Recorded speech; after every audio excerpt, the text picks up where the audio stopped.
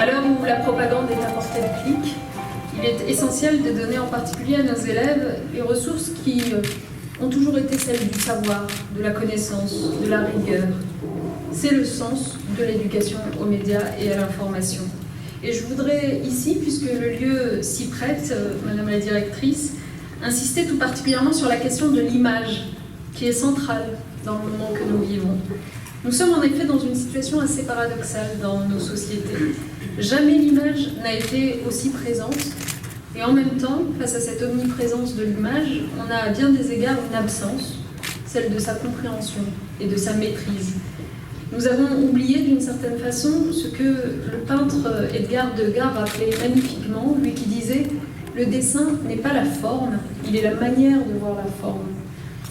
Eh bien, au sein de cette exposition Dust, c'est la beauté de la poussière qui se dévoile lorsque les artistes la balayent de leur regard et qui lui confèrent dès lors une autre apparence. C'est le regard de l'artiste qui permet de nous donner sur l'insaisissable une prise par la pose qu'il va choisir. Il va nous inciter à prendre le temps d'un regard différent. Eh bien, c'est ce temps du regard, qui est aussi le temps de la réflexion, que nous voulons offrir à tous nos élèves à travers le parcours d'éducation artistique et culturelle. Le BAL abrite aussi un lieu exceptionnel, unique en France pour l'éducation à l'image, qui est la fabrique du regard, justement. Une expression bien choisie, car je crois en effet que le regard se structure, se nourrit, se crée. Le propre de l'art, c'est de masquer la fabrique, sa dimension artisanale en quelque sorte. Dans une photo, nous voyons une image qui nous semble réelle, mais elle peut aussi bien, et la photo de Man Ray que vous nous avez montrée tout à l'heure est à cet égard exemplaire, cette image elle peut aussi bien être surréelle ou irréelle. Une photo en réalité c'est un cadrage qui occulte le hors-cadre. La chambre obscure, c'est au fond donner de la clarté au monde qui nous environne. Car voir ne suffit pas, encore faut-il savoir lire, déchiffrer, interpréter. Avec l'image, donc, s'aborde un domaine essentiel que les élèves désormais explorent avec leurs enseignants. Par les connaissances et les savoirs que ces derniers leur transmettent, ils les initient à la complexité de l'image et plus largement à celle de la représentation. Informer, comme nous le dit l'étymologie, c'est aussi mettre en forme. Le monde ne se donne jamais à vous complètement. Il nous est montré, raconté, livré. En cela, l'école l'enseigne et le transmet. Mais c'est bien à travers ce que cette école transmet, à travers l'histoire et la littérature, que l'élève va prendre conscience de la complexité à laquelle les récits humains donnent forme. C'est bien à travers les enseignements artistiques que l'élève va pouvoir aborder des thèmes de l'histoire des arts et des pratiques qui, dans notre époque, prennent une résonance particulière.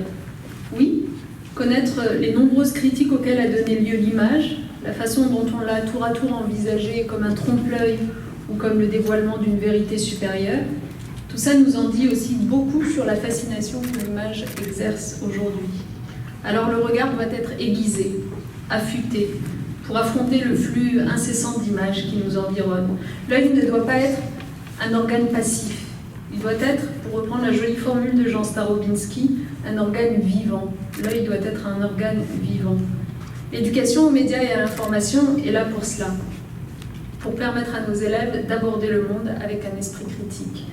C'est pourquoi nous l'avons inscrite et confortée dans les nouveaux programmes de la scolarité obligatoire. Vous la voyez trouver pleinement sa place désormais dès le premier degré, dès l'école primaire et jusqu'au lycée. Dans une pédagogie de projet qui est faite pour me plaire, vous le savez bien, et dont votre classe vient de nous donner une très très belle illustration à l'instant.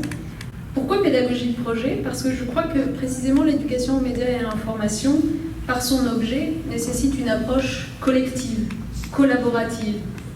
Approche collective et collaborative qui est également au cœur de la convention qu'on s'apprête à signer dans un instant. Vous nous voyez réunis ici trois acteurs essentiels, le ministère de la Culture et de la Communication, le ministère de l'Éducation nationale, de l'Enseignement supérieur et de la Recherche, et puis le CLEMI, service du réseau Canopé, opérateur sur l'éducation aux médias. Nous allons avec cette convention initier différentes dynamiques. Une dynamique locale, parce que nous allons mettre en réseau des acteurs et mutualiser des pratiques. Un déploiement de la formation initiale et de la formation continue à l'éducation aux médias auprès des enseignants. Et puis une dynamique sur laquelle je voudrais insister, qui est une dynamique d'ouverture, parce que l'école doit s'ouvrir sur ce sujet comme sur d'autres. Il serait quand même dommage de se priver des apports que constituent l'expérience et le savoir-faire des professionnels de l'image, qu'ils soient photographes, reporters, cinéastes. Alors, grâce à cette convention, nous avons multiplié les interventions des professionnels dans les classes, par le biais de partenariats comme celui que nous avons noué avec le BAL, par le biais de la réserve citoyenne aussi. Car comprendre les médias et l'information, c'est aussi comprendre comment elles se fabriquent aux côtés de ceux qui la font. C'est ce que vous faites ici, au BAL, où vous organisez la rencontre et le travail conjoint des artistes et des scolaires avec les établissements de Paris et de plusieurs autres villes, vous l'avez dit. Et c'est aussi ce que vous développez à travers cette plateforme numérique d'éducation à l'image que vous préparez et que nous soutenons absolument. Cette plateforme, concrètement, elle va proposer aux enseignants et aux artistes à la fois des outils d'éducation à l'image et un espace de création. Et elle verra le jour en mars prochain. C'est pour ça aussi que nous mettons l'accent sur l'action et l'engagement des élèves dans l'élaboration de radios, de journaux, d'émissions dans leur école, leur collège et leur lycée. Je crois vraiment qu'il n'y a pas de meilleure éducation aux médias que de fabriquer soi-même un média. Faire pour mieux savoir, tel est notre objectif. Je suis convaincue qu'il n'y a pas d'un côté le savoir et de l'autre la pratique. Faire, la pratique, donc faire, c'est ancrer les connaissances dans la force d'une expérience vécue. Les échanges qu'on vient d'avoir en témoignent. Nos élèves acquièrent une familiarité avec les médias qui est ainsi non pas une fascination passive, mais une compréhension active. Et comme le disait Fleur à l'instant, ce faisant, ils passent à côté de ce soupçon délétère et mortifère qui nourrit le complotisme. Et ils ont au contraire cette juste distance qui fonde un regard informé, un œil vivant et un esprit critique. Pour tout cela, je remercie chacun des partenaires avec un remerciement chaleureux et tout particulier pour les enseignants qui accompagnent ces élèves dans cette démarche. Merci. Merci.